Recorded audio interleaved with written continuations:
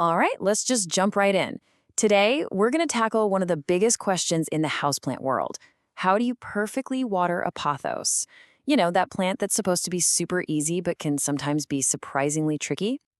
We've all heard it, right? The pothos is the plant you supposedly can't kill. It's tough, it's a fast grower, it looks amazing. So why do so many of them end up looking, well, kind of sad? I'll tell you, it almost always boils down to one simple thing. And that, my friends, is what I call the great pothos watering paradox. The one thing that should be the easiest part of caring for this plant is often the very thing that trips us up. That's it right there. The number one reason these super resilient plants don't make it isn't a lack of light or the wrong soil. Nope. It's getting either way too much water or way too little. If you can nail this one thing, you're going to have a happy, thriving pothos for sure. So, to really get this right, we've got to do a little detective work. We need to understand where this plant comes from and what it's actually looking for when it's thirsty. It's all about learning to think like a plant. So get this, the pothos, sometimes called devil's ivy, is originally from the Solomon Islands. Now, this is the key piece of the puzzle, because its home climate has these really distinct wet and dry seasons. That means the plant is literally hardwired to handle a good soaking, followed by a chance to completely dry out. And it's not just about the water, right? It wants that whole tropical vibe. We're talking warm temps, somewhere between 70 and 90 degrees Fahrenheit, with some nice, bright, but indirect sunlight. If you can give it that, it'll be happy. Oh, and a super important heads up while you're finding that perfect spot, pothos are toxic to cats and dogs, so please make sure you keep them up and away from your furry pals. Okay, you ready for it? This is the golden rule. This is the one technique that is going to take all the stress and all the guesswork out of your watering routine. I want you to completely forget about watering on a strict schedule, like every Saturday at 10 a.m. Instead, you're going to adopt the 2-inch rule. It is so simple.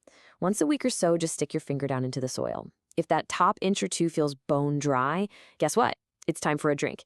If you feel any moisture at all, just wait a few more days and check it again. You see the key here?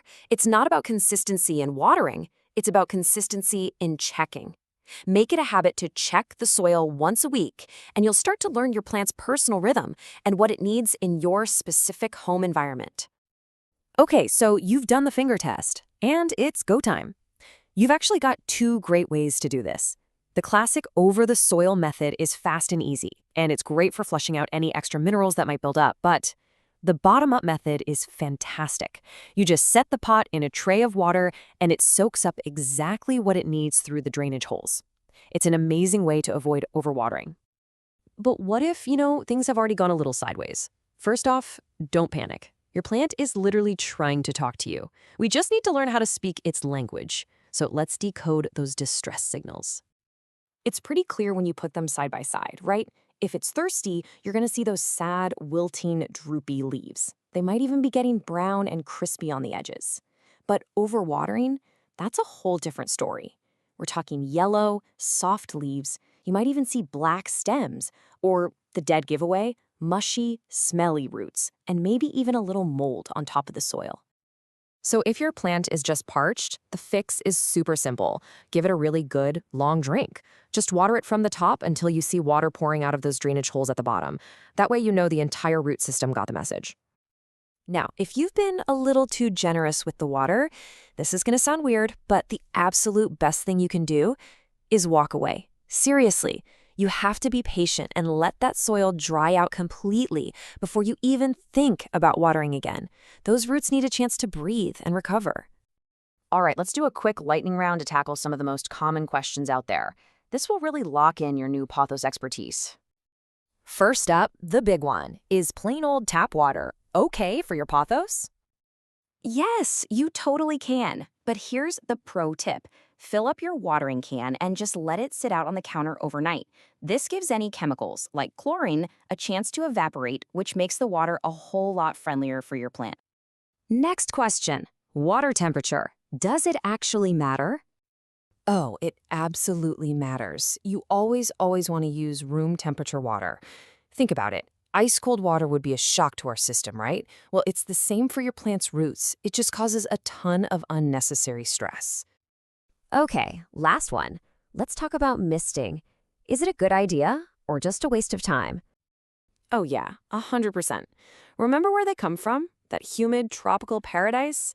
Pothos love humidity levels around 40 to 60%. Giving them a good misting every so often helps recreate that environment and keeps those gorgeous leaves looking glossy and green. So when you boil it all down, it comes back to this one simple idea. Proper watering is just about paying attention. Check the soil, be mindful of the environment. It's not a chore on your calendar. It's more like a conversation you're having with your plant. And really, that's what this is all about. You now have the skills to actually listen to your plant and understand what it needs from you. So go on, take a look. Now that you can speak its language, what is your pothos telling you?